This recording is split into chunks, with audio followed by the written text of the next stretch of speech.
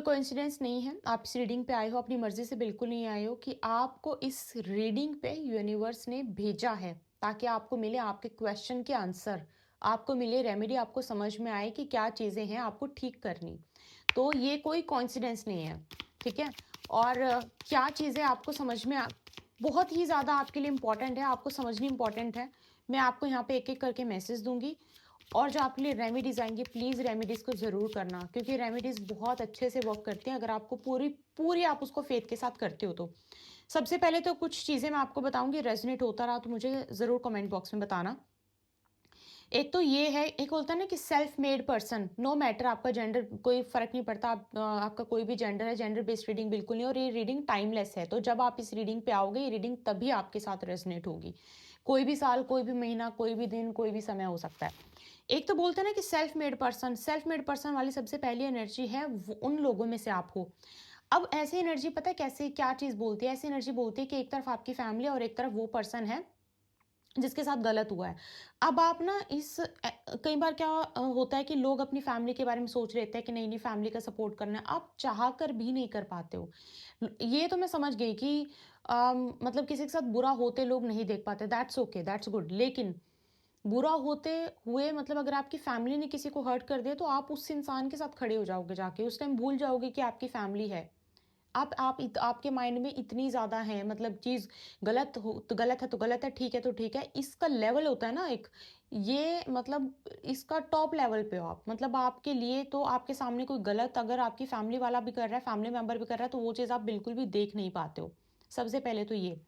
और अंधाधुंध चीज़ों को फ़ॉलो करना आपको बिल्कुल पसंद नहीं है। हो सकता है कि आपका सैटर्न बहुत जो आपका शनि है वो बहुत स्ट्रॉन्ग है, लेकिन आपका जो गुरु है या तो वक्री हो सकता है या फिर आपके गुरु की स्थिति हो सकता है आपकी कुंडली में अच्छी नहीं है, या फिर राहु का अफ़्लिक्शन हो सकता है आपके गुरु पर, इसके चांसेस हैं।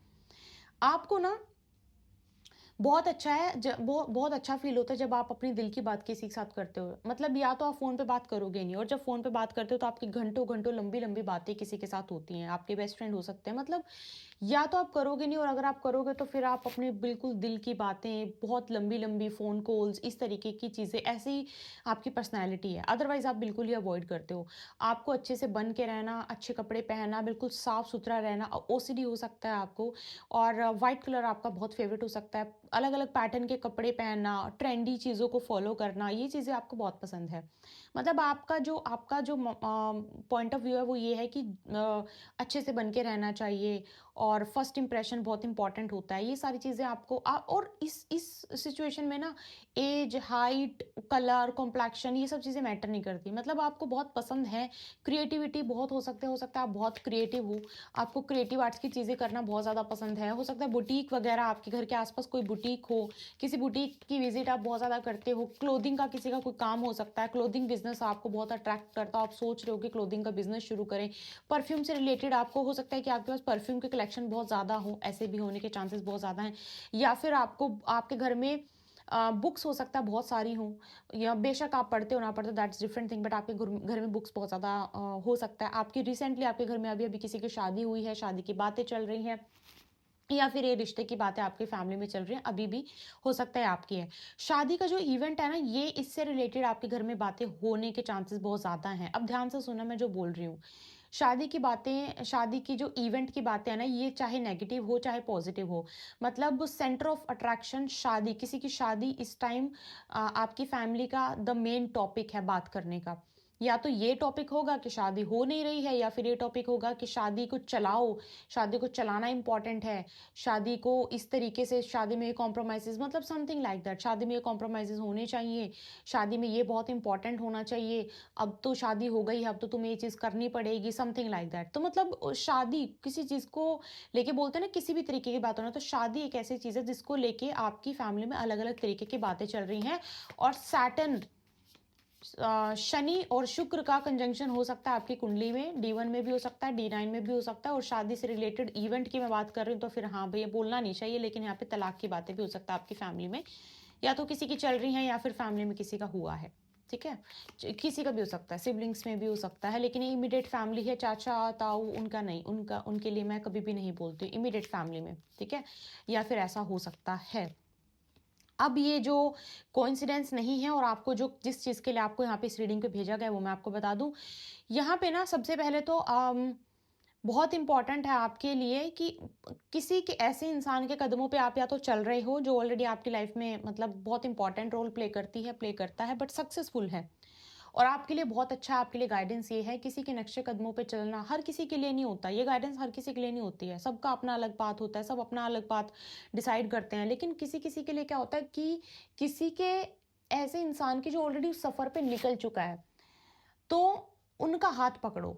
ठीक है, क्या डिफरेंस होता है, कुछ लोग बोलते हैं कि मैं भगवान से मिलने के लिए किसी की ज़रूरत नहीं होती, ठीक है? भगवान की शरण में जाने के लिए किसी की ज़रूरत नहीं होती। कभी-कभी ऐसी चीज़ें मैं सुनती हूँ, लोग कमेंट भी करते हैं, बोलते भी हैं। मैं एक बार लाइव आई थी तब भी किसी का कमेंट ऐसा आया हुआ था। तो कि हाँ, ऐसा होता है। लेकिन मैं आपको एक बात बताऊँ, जहाँ पे बात गुरु की आती है ना, या फिर उस इंसान की आती है जो ऑलरेडी उस सफ़र पे निकल चुका है। अब आप समझ लो कि केदारनाथ मैं केदारनाथ गई थी जब, केदारनाथ जाते-जाते मैंने सफ़र पे कम से कम ज़्यादा नहीं तो 6 से 7 बार तो पूछा होगा, अभी कितनी दूर है? वहाँ पे मौसम कैसा है? जाने से पहले भी तैयारी की थी, अच्छा क्या कपड़े लेके जाने चाहिए? वहाँ पे कैसा है? कैसे रुक सकते हैं? तो सारी चीज़ों का बंदोबस्त करके गए थे ना, अब किससे पूछा? जो ऑलरेडी वो सफ़र कर चुका था। तो सोचो जब एक धार्मिक स्थल पे जाने के लिए इतने जो उस सफ़र पे गया है, उससे इतने क्वेश्चन हम पूछते हैं, तो भगवान की शरण में जो भगवान की प्राप्ति कर चुके हैं, भगवान की जो आशीर्वाद की प्राप्ति कर चुके हैं, जो उससे ऑलरेडी सफ़र में निकले हैं, तो क्यों उनकी गाइडेंस ना लें? इसीलिए गुरुओं की जो इम्पोर्टेंस है, वो बहुत ज़्यादा उनका जो दर्जा है, वो बहुत ऊँचा है। इसीलिए आपको यहाँ पे बोला है कि आप जिस सफ़र पे चल रहे हो ना, उस सफ़र पे अगर आप ऑलरेडी उस सफ़र पे किसी ऐसे इंसान को जानते हो कि जो उसकी ज़िंदगी में सेम सेम वो चीज़ें हो चुकी हैं, तो उससे गाइडेंस आपके जो गाइडेंस लेना, उसकी बातों को समझना, उसको सुनना, उसकी एडवाइस लेना आपके लिए बहुत ही ज़्यादा फ़ायदेमंद है। समझ रहे हो? तो और यहाँ पे बात मैं ये नहीं बोल रही हूँ कि वो कोई गुरु हो सकता है, ये कोई भी हो सकता है। अगर आपकी लाइफ़ में प्रॉब्लम शादी से रिलेटेड चल रही है, जो कि मुझे यहाँ पे दिखाई भी दे रहा है, तो फिर आप ऐसे इंसान की आपकी फैमिली में ज़रूर कोई ऐसा होगा, आपकी जानकारी में ज़रूर कोई ऐसा होगा जिसकी लाइफ़ में वो सेम चीज़ हुई है। वहाँ से जाओ, सीक हेल्प, बहुत ही इम्पोर्टेंट है आपके लिए। यहाँ पे तो बताओ आपको यहाँ ये तक बता दिया कि हेल्प लेनी किससे है, इससे ज़्यादा क्या फ़ायदा मतलब इससे ज़्यादा क्या प्रोमिनेंट मैसेज हो सकता है आपके लिए। ये तक आपको बता दिया कि आपको हेल्प लेनी किससे है, ठीक है? ये आपके लिए बहुत ज़्यादा ख़ास चीज़ है। ओके। कुछ कुछ चीज़ें अगर बहुत ज़्यादा खराब हो गई थी, बहुत ज़्यादा ही मतलब स्किन स्किन से रिलेटेड कुछ बहुत ज़्यादा प्रॉब्लम आपको देखने को मिल रही है या फिर बहुत ज़्यादा वर्स्ट हो गई थी, तो अप्रैल का महीना निकलने दो, उसके बाद ये रीडिंग टाइमलेस है, तो विदिन 1 मंथ लगा लो, विदिन 1 महीना रुक जाओ, 1 महीने के बाद चीज़ें धीरे-धीरे ठीक होंगी, अचानक से नहीं, धीरे-धीरे ठीक होंगी, ठीक है? तो 1 महीना वेट करो, 1 महीने के बाद चीज़ें धीरे-धीरे ठीक होंगी। फिर से बोल रही हूँ किसी की मदद की ज़रूरत है, किसी बोलते हैं ना हाथ पकड़ के चलाना।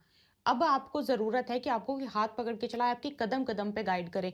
और मैं एक बात और बता दूँ, बिना गाइडेंस के मत करना कोई बहुत बड़ी चीज़। कोई बहुत बड़ा किसी से सेपरेट होना है, किसी से शादी करनी है, यहाँ पे अगर शादी के लिए सोच रहे हो तो बिना गाइडेंस के मत करना। सब यहाँ पे गाइडेंस क्योंकि शादी की बात आ रही है इसलिए बोल रही हूँ, यहाँ पे कुंडली मिलाना बहुत इंपॉर्टेंट है। बिना गाइडेंस के कदम-कदम पे यहाँ पे आपको गाइडेंस ज़रूरत है भाई, बहुत ज़रूरत है। मतलब क्या फ़ायदा होगा? फ़ायदा ये होगा कि आपका टाइम बच जाएगा और जो प्रॉब्लम में फँसना होगा वो नहीं फँसोगे, बस ये है। तो guidance is very, very important for you, ठीक है? इस टाइम पे। ये है आपके लिए और गुरु की गाइडेंस ठीक है, यहाँ पे आप किसी भी तरीके से आप गुरु की गाइडेंस भी ले सकते हो या फिर आप अपनी जो है टैरो कार्ड रीडिंग बुक कर सकते हो, एस्ट्रोलॉजी के लिए बुक कर सकते हो, मतलब कुछ भी आप स्टक हो ना टी सी गाइडेंस लो और ये गाइडेंस कैसी है हर कदम-कदम पे बड़ा-बड़ा कुछ डिसीजन लेना है तो हर कदम पे लो और स्पेसिफिकली अगर कुछ शादी से रिलेटेड चल रहा है उसके लिए तो कुछ सोच रहे हो कि कर दूँ, तो उससे उससे पहले ये टेक योर टाइम सोच लो और फिर करो। ये थी आपके लिए आज की रीडिंग। मैंने कहा था ना कोइंसिडेंटली आप इस रीडिंग पे आप ऐसे ही नहीं आए हो, कुछ बहुत इंपॉर्टेंट है आपके लिए। आपको मिलती हो बहुत जल्दी पर्सनल गाइडेंस के लिए पर्सनल टैरो कार्ड रीडिंग या फिर अगर आप एस्ट्रोलॉजी के लिए मतलब आप अपनी कुंडली एनालाइज करवा के भी रीडिंग लेना चाहते हो और साथ में टैरो से भी आंसर लेना चाहते हो, दोनों से आंसर मिला के लेना चाहते हो, उसके लिए आप ईमेल कर सकते हो। ईमेल का link you will get in the description box. आपको मिलते हो बहुत जल्दी एक और रीडिंग के साथ। अपना ध्यान रखिए। जय माता दी।